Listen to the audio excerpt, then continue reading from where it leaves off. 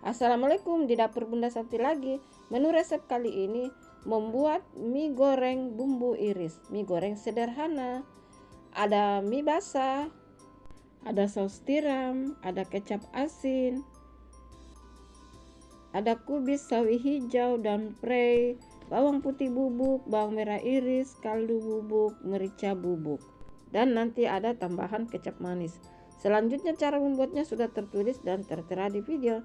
Nonton sampai habis ya teman-teman. Jangan lupa like, comment, share, dan subscribe. Dan jangan skip iklan. Semoga resepnya bermanfaat. Terima kasih.